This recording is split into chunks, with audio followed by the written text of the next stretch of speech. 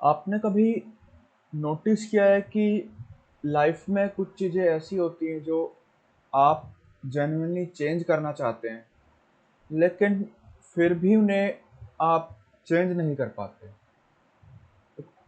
किसी को पता है कि उससे अपनी फिटनेस इम्प्रूव करनी है, लेकिन वो पर्सन एक्सरसाइज स्टार्ट करना बार बार पोस्टपोन करता है। किसी को ये पता है कि उसे अपनी कम्युनिकेशन स्किल इम्प्रूव करनी है, लेकिन वो नए लोगों से बात करने से बचता है। किसी को अपना बिजनेस स्टार्ट करना है, लेकिन वो मंथ्स तक प्लानिंग करता रहता है। या फिर किसी को कोई डिफिकल्ट स्किल सीखनी है, लेकिन बिगिनर होने की फ्रस्ट्रेशन से बचने के लिए वो केवल फेमिलियर चीज़ें करता है। और इन सब में एक इंटरेस्टिंग पार्ट ये है कि बहुत सारे लोग इनमें से लेजी भी नहीं है। उन सबके अंदर एम्बिशन होता है और उन्हें क्लियरली पता है कि उन्हें क्या करना चाहिए। तो प्रॉब्लम ये होती है कि जिस प्रोसेस से वो चीज़ मिलेगी, उस प्रोसेस में अनसर्टेनिटी होती है, और उस वजह से हमें डिफ़िकल्टी और डिस्कम्फर्ट फील होता है।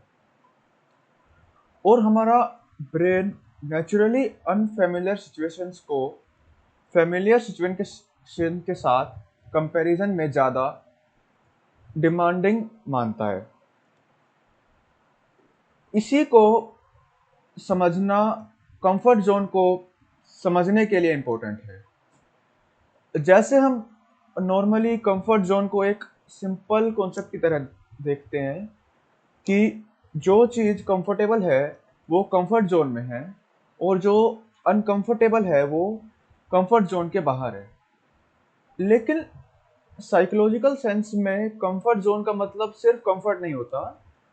कंफर्ट जोन असल में वो रेंज है जहां आपके बिहेवियर, एनवायरनमेंट और एक्सपेक्टेशंस रिलेटिवली फेमिलियर होते हैं। आपको ये पता है कि सिचुएशन को कैसे हैंडल करना है, और उस सिचुएशन में आपको क्या एक्सपेक्ट करना है, और जनरली क्या रिस्पॉन्स देना है। इसलिए कंफर्ट जोन का अपोजिट डिस्कम्फर्ट नहीं, उसके बाहर अनसर्टेनिटी होता है, लर्निंग होती है, और चैलेंज होता है, और कभी कभी एक्सेसिव स्ट्रेस भी होता है। और ग्रोथ के लिए हमें इनमें डिफरेंस समझना जरूरी है। तो अब हम ये जानते हैं कि असल में कंफर्ट जोन काम कैसे करता है। जैसे मान लीजिए कोई पर्सन हर वीकेंड अपने घर पर रहता है और उसको बाहर जाना पसंद नहीं है। वो नए लोगों से मिलने से बचता है और अनफेमिलियर प्लेसेस पर जाना पसंद नहीं करता। अब उस पर्सन के लिए घर कंफर्टेबल है, लेकिन अब प्रॉब्लम घर में रहना नहीं है। प्रॉब्लम तब है जब वो सिर्फ इसलिए बाहर नहीं जा सकता क्योंकि उसे अनफेमिलियर सिचुएशन को हैंडल करने की पॉसिबिलिटी से अनकंफर्टेबल फील होता है। तो कंफर्ट एक चॉइस नहीं रह गई यहाँ पर, ये अवॉइडेंस का रिजल्ट बन गई। और ये डिस्टिंक्शन बहुत इंपॉर्टेंट है। अगर आप पूरे वीक काम करने के बाद वीकेंड पर घर पर रेस्ट करते हो तो वो कंफर्ट है। लेकिन अगर किसी इम्पोर्टेंट अपॉर्चुनिटी को सिर्फ इसलिए अवॉइड करना कि उसमें अनसर्टेनिटी होती है, तो उसे कंफर्ट जोन का रिस्ट्रिक्टिव होना कह सकते हो आप। मतलब रियलिटी में प्रॉब्लम ये नहीं है कि आप कंफर्टेबल हो। रियलिटी में प्रॉब्लम ये है कि कंफर्ट डिसाइड कर रहा है कि आप वो काम कर सकते हैं या नहीं। अब इसी वजह से कंफर्ट जोन को कंफर्टेबल लाइफ कहना इनकम्प्लीट है। A better way to understand it is that comfort zone is a predictable behavioral environment जहां आपको अपने रिस्पॉन्सेज ऑलरेडी पता होते हैं और ब्रेन को प्रेडिक्टिबिलिटी पसंद होती है। अब हम ये जानते हैं कि ब्रेन फेमिलियरिटी को प्रेफर क्यों करता है। इसके पीछे एक साइकोलॉजी है कि हमारा ह्यूमन ब्रेन कंटिन्यूअसली प्रिडिक्ट करता है कि इन्वायरमेंट में क्या होने वाला है। ये प्रिडिक्शन सिस्टम हमारे लिए बहुत ज़रूरी है, क्योंकि अगर ब्रेन को हर चीज़ को कम्प्लीटली स्क्रैच से प्रोसेस करना पड़े तो नॉर्मल लाइफ भी एक्सट्रीमली डिमांडिंग हो जाएगी। जैसे आप अपने घर के फैमिलियर रूम में एंटर करते हो तो आप कॉन्शियसली डिसाइड नहीं करना पड़ता कि लाइट का आपको स्विच ऑन करना है, या आपको ये नहीं पता करना पड़ता कि चेयर कहाँ है और डोर कहाँ है और कौन सा ऑब्जेक्ट कहाँ पर रखा है। आपका ब्रेन इन्वायरमेंट को ऑलरेडी अंडरस्टैंड करता है, और लेकिन अनफेमिलियर इन्वायरमेंट में अटेंशन और प्रोसेसिंग की रिक्वायरमेंट बढ़ जाती है।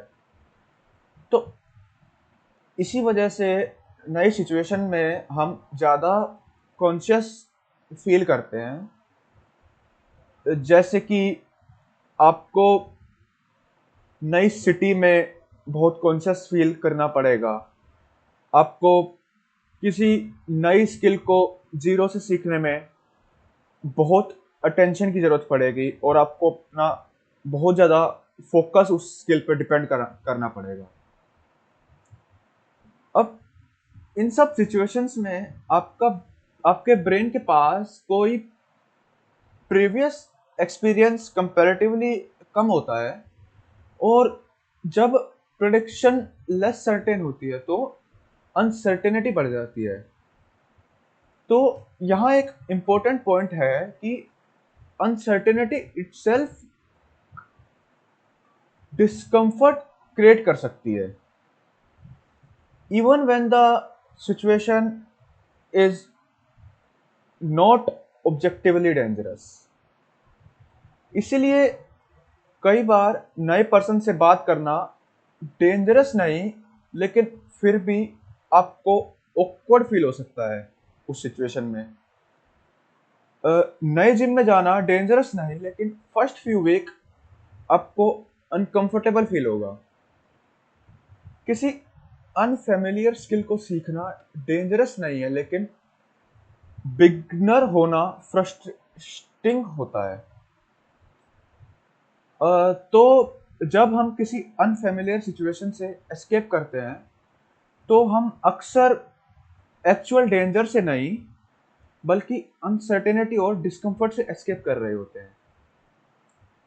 और यहाँ से कंफर्ट जोन एक प्रॉब्लम बन सकती है कि वो प्रॉब्लम हमारे लिए होती है अवॉइडेंस। तो असल में अवॉइडेंस एक प्रॉब्लम है जो कि कंफर्ट जोन से ओरिजिनेट होती है। तो हम ये जानते हैं कि अवॉइडेंस रियल प्रॉब्लम क्यों है। कि मान लीजिए आपको पब्लिक स्पीकिंग से नर्वसनेस होती है, आपको जैसे आपको प्रेजेंटेशन देनी है, आप उस प्रेजेंटेशन के लिए प्रिपेयर करते हो, लेकिन प्रेजेंटेशन से पहले नर्वसनेस इंक्रीज होती है। आप डिसाइड करते हो कि प्रिपरेशन और कर लेते हैं, फिर प्रेजेंटेशन पोस्टपोन होती है और आपको इमीडिएटली रिलीफ मिलता है। अगली बार ये सिमिलर सिचुएशन आती है तो आपके ब्रेन के पास प्रीवियस एक्सपीरियंस होता है कि आपको प्रेजेंटेशन से नर्वसनेस हुई तो आपने उस सिचुएशन को अवॉइड कर दिया और उसको अवॉइड करने से आपको रिलीफ मिला। तो अब अवॉइडेंस एक डिसीजन नहीं रहा, वो एक लर्न रिस्पॉन्स बन चुका है कि अब साइकोलॉजी में इस प्रोसेस को हम नेगेटिव रेनफोर्समेंट के थ्रू जानते हैं। तो नेगेटिव रेनफोर्समेंट का मतलब पनिशमेंट नहीं होता। इसका सिंपल मीनिंग है कि जैसे कोई बिहेवियर इसलिए स्ट्रेंथन हो जाता है क्योंकि उस बिहेवियर के बाद आपकी अनप्लेजेंट स्टेट रिमूव हो जाती है, क्योंकि आप उस अनफेमिलियर और डिफिकल्ट टास्क को आप अवॉइड कर देते हैं। आप पहले अनकंफर्टेबल थे बट आपने अपने इस सिचुएशन को अवॉइड कर दिया, तो अवॉइड करने से डिस्कम्फर्ट आपके लिए कम हो गया। तो हमारे ब्रेन ने ये लर्न करा है कि अवॉइडेंस इफेक्टिव है, इसलिए फ्यूचर में सिमिलर डिस्कम्फर्ट आने पर अवॉइडेंस हमारे लिए और भी ज़्यादा टेम्पटिंग हो जाता है। ये प्रोक्रेस्टिनेशन में भी होता है कि आप डिफ़िकल्ट वर्क स्टार्ट करते हो और टास्क आपको कंफ्यूजिंग लगता है, आपको फ्रस्ट्रेशन भी होती है, तो आप फ्रस्ट्रेशन की वजह से आप फिर फ़ोन चेक करते हो, तो फिर आपको इमीडिएटली टास्क का प्रेशर डिसअपीयर हो जाता है आपके लिए, और फ़ोन आपको फिर उस टाइम पर इमीडिएटली रिलीफ दे रहा है। इसका मतलब फिर ये नहीं है कि आप कॉन्शियसली डिसाइड कर रहे हो कि मैं अपने कि मैं फ़ोन यूज़ कर रहा हूँ, बट डिस्कम्फर्ट दूर करने के लिए फिर आप मोबाइल का यूज़ करते हो ताकि आपका वो डिस्कम्फर्ट दूर हो जाए और आपको रिलीफ मिले। क्योंकि इमीडिएट मूवमेंट में फ़ोन चलाना आपके लिए ईजियर है और रिपीटेड बिहेवियर में इमीडिएट रिलीफ पावरफुल टीचर बन सकता है आपके लिए। तो अब हम ये जानते हैं कि कंफर्ट जोन को ब्रेक करने का फर्स्ट स्टेप क्या है। तो फर्स्ट स्टेप आपका ये है कि आपको अपना अवॉइडेंस को आइडेंटिफाई करना है। जैसे आपको ये देखना है कि आप रिपीटेडली किस टाइप के डिस्कम्फर्ट से बच रहे हो। जैसे कुछ लोग फेलियर से बचते हैं, कुछ लोग जजमेंट से, बोर्डम और अनसर्टेनिटी और डिफिकल्टी से बचते हैं, और कुछ लोग बिगिनर होने की फीलिंग से। जैसे मान लीजिए कोई पर्सन जिम जाना चाहता है लेकिन उसे इसलिए हेजिटेशन हो रही है क्योंकि उसे लगता है कि सब एक्सपीरियंस्ड लोग उसे जज करेंगे। यहाँ प्रॉब्लम एक्सरसाइज नहीं है, प्रॉब्लम सोशल इवैल्यूएशन है। अगर कोई पर्सन बिजनेस स्टार्ट नहीं करता क्योंकि उसको फेलियर या थॉट अनकंफर्टेबल लगता है, तो प्रॉब्लम बिजनेस का स्टेप नहीं, प्रॉब्लम फेलियर की पॉसिबिलिटी है। और अगर कोई आर्टिस्ट अपना वर्क पब्लिश नहीं करता क्योंकि उसको क्रिटिसिज्म्स की फियर है, तो प्रॉब्लम स्किल डेवलपमेंट नहीं, प्रॉब्लम इवैल्यूएशन है। इसलिए कंफर्ट जोन से बाहर निकलने के लिए पहले ये आइडेंटिफाई करना ज़रूरी है कि आप एग्जैक्टली किस डिस्कम्फर्ट को अवॉइड कर रहे हो। अब हम ये जानते हैं कि ग्रोथ एक्चुअली क्या है। तो ग्रोथ का मतलब ये है कि आपकी कैपेबिलिटी का एक्सपेंड होना, और कैपेबिलिटी तब एक्सपेंड होती है जब आप रिपीटेडली ऐसे सिचुएशन को हैंडल करते हो जो पहले आपके लिए डिफिकल्ट थी। इसलिए ग्रोथ का प्रोसेस नेचुरली अनकंफर्टेबल होता है, और अगर आपको कोई न्यू स्किल सीखनी है, तो बिगनिंग में आपकी परफॉर्मेंस पुअर होगी। अगर आपको कम्युनिकेशन इम्प्रूव करनी है तो इनिशियली आपको ऑकवर्ड कन्वर्सेशंस होंगी आपकी। अगर आप अपनी फिटनेस इम्प्रूव करते हो तो बॉडी को न्यू फिजिकल डिमांड को अडेप्ट करना पड़ेगा। और अगर आप बिजनेस बिल्ड कर रहे हो तो अनसर्टेनिटी और फेलियर दोनों की पॉसिबिलिटी रहेगी। ये डिस्कम्फर्ट ग्रोथ का प्रूफ नहीं, लेकिन मीनिंगफुल ग्रोथ के प्रोसेस में डिस्कम्फर्ट कॉमनली प्रेजेंट होता है। और यहाँ एक इम्पोर्टेंट अब डिस्टिंक्शन आ जाता है कि आप डिस्कम्फर्ट को डेलिबरेटली मैक्सिमाइज करना का मतलब ग्रोथ नहीं होता,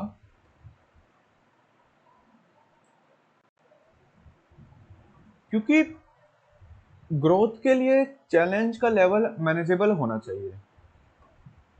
और अगर चैलेंज आपके लिए बहुत इजी है तो अडेप्टेशन के लिए स्टिमुलस कम हो जाता है। अगर आपके लिए चैलेंज इतना है या कि आप रिपीटेडली ओवरवेल्म हो रहे हो तो लर्निंग भी इनएफिशिएंट हो सकती है। तो अब क्वेश्चन ये आता है कि हम अपने कंफर्ट जोन को एक्सपेंड कैसे कर सकते हैं। अब इसके लिए एक सिंपल एग्जांपल समझते हैं कि मान लीजिए किसी पर्सन को पब्लिक स्पीकिंग का फियर है, तो पहली बार उसको 5 पीपल के सामने बोलना डिफिकल्ट लगेगा, तो उसे उस टाइम पे नर्वसनेस हो सकती है। लेकिन लोगों से बात करने पर उसकी अनसर्टेनिटी कम होगी। फिर वो धीरे धीरे अपने कंफर्ट जोन का लेवल बढ़ा सकता है और वो फिर धीरे धीरे 5 लोगों की बजाय वो फिर 10 लोगों से बात करना सीख सकता है, और फिर 20। हर एक्सपीरियंस के साथ ब्रेन को इस एग्जाम्पल में नई इंफॉर्मेशन मिल रही है कि ये सिचुएशन नई है लेकिन मैनेजेबल है। इससे ही हम अडेप्टेशन कहते हैं कि आपका नर्वस सिस्टम ग्रेजुअली उस सिचुएशन को बेटर अंडरस्टैंड कर सकता है। आपको ये पता है कि आपको इस सिचुएशन में क्या एक्सपेक्ट करना है और आप इस सिचुएशन में क्या एक्सपेक्ट कर सकते हो। आप अपनी मिस्टेक्स को सरवाइव करके आप धीरे धीरे अडेप्ट कर रहे हो, और इसी प्रोसेस से कॉन्फिडेंस फिर आपका धीरे धीरे डेवलप होगा। जैसे जब आप रिपीटेडली डिफिकल्ट स्टिमुलस हैंडल करते हो तो आपके पास अपने कैपेबिलिटी का एविडेंस एक्यूमुलेट होता है, और उससे आपको इंटरनली ये पता चलता है कि मैंने ये सिचुएशन पहले भी हैंडल करी है। और अब हम ये जानते हैं कि हम कंफर्ट जोन को एस्केप कैसे करें और हम इन सॉल्यूशंस को प्रैक्टिकली लाइफ में अप्लाई कैसे करें। तो फर्स्ट अपनी लाइफ का एक एरिया चूज करो जहां तुम जेन्युइनली इम्प्रूव करना चाहते हो, लेकिन अभी आपको जहां पर हेजिटेशन फील हो रहा है, तो फिर उस एरिया में एक मैनेजेबल चैलेंज लो। और इतना डिफिकल्ट कि आपको चैलेंज चैलेंज में पुश मिले, लेकिन इतना डिफिकल्ट नहीं कि आप कंप्लीटली ओवरवेल्म हो जाओ। और सेकंड, आप चैलेंज को रेगुलरली रिपीट करो कि एक बार डिफिकल्ट सिचुएशन फेस करने से ज़्यादा इम्पोर्टेंट आपको आपके लिए रिपीटेड एक्सपोजर है। तो हर अटेम्प्ट के साथ एक्सपीरियंस इंक्रीज होगा, और इससे फिर आपके लिए सिचुएशन ग्रेजुअली ईजियर फील होगी। डिफिकल्टी थर्ड आपके लिए ये है कि आप डिफ़िकल्टी को ग्रेजुअली बढ़ाओ कि जब एक लेवल आपको मैनेजेबल लगने लगे, तो आप धीरे-धीरे उस लेवल की डिफ़िकल्टी इंक्रीज़ करो और नेक्स्ट लेवल पे प्रोग्रेस करो, और इस प्रोग्रेशन से फिर धीरे-धीरे आपकी कैपेबिलिटी एक्सपेंड होगी। और फोर्थ, अपने एनवायरनमेंट को सपोर्ट करो। आपको जो काम स्टार्ट करना है, उसको उसकी स्टार्टिंग आप इजी बनाओ और डिस्ट्रैक्शंस को लेस एक्सेसिबल रखो। जैसे एनवायरनमेंट हमारे बिहेवियर को कंटिन्यूसली इन्फ्लुएंस करता है। जैसे अगर आपको पढ़ाई करने में दिक्कत है, तो रात को सोने से पहले अपने टेबल के ऊपर आप पेन और वो स्पेसिफिक बुक आप खोल के सो, और सुबह फिर उठते ही आप अपनी टेबल पे बैठ के आपको सबसे पहली चीज़ दिखेगी कि आपकी वहाँ पे किताब रखी है। तो आपको स्टार्ट करने में इजी रहेगा, और अपने जो डिस्ट्रैक्शंस जैसे मोबाइल, उसको साइलेंट करके दूसरे कमरे में रखो, because our brain hates resistance. So the things that you want to do, make them easy to accessible, and the things that you don't want to do and the distractions, make them very hard to access. And the fifth solution is कि हर attempt से आपको feedback लेना है कि आप ये देखो आपने क्या वर्क किया और आपको उस वर्क में प्रॉब्लम कहाँ आई, और नेक्स्ट टाइम आप उसमें इम्प्रूव कैसे कर सकते हो। और इससे आपके लिए नेक्स्ट अटेम्प्ट इजी होएगा जब आप अपनी प्रॉब्लम्स को आइडेंटिफाई करके उसके ऊपर वर्क करोगे। कि इसका एक प्रोसेस ये है कि आपने कोई चैलेंज लिया, उसके बाद आपको अनकंफर्टेबल फेस से आपको अनकंफर्टेबल फील हुआ, आपने उससे एक्सपीरियंस लिया, और आपने प्रॉब्लम को आइडेंटिफाई करके उसके सॉल्यूशंस नोट करे कि आप उसके लिए क्या कर सकते हो, और आपने फिर अडेप्टेबिलिटी करी, उनका सॉल्यूशन करा, आपने ट्राई किया, और आप उसे रिपीट करोगे, तो फिर आपके लिए वो वर्क इजी हो जाएगा धीरे धीरे। तो इससे हमें ये पता चलता है कि कंफर्ट जोन की कोई बाउंड्री नहीं है। हम जिस लेवल पर रिपीटेडली ऑपरेट करते हैं, वही हमारी नॉर्मल रेंज बन जाती है। तो इसलिए ग्रोथ के लिए अपनी लाइफ में कंसिस्टेंसी से चैलेंज धीरे धीरे इंक्रीज करो, और अपनी कैपेबिलिटी से धीरे धीरे आप उसमें डिफ़िकल्टी का इंक्रीज करो, जिससे हमारी कैपेबिलिटी एक्सपेंड होगी और उतना ही हमारा कंफर्ट जोन भी एक्सपेंड होगा।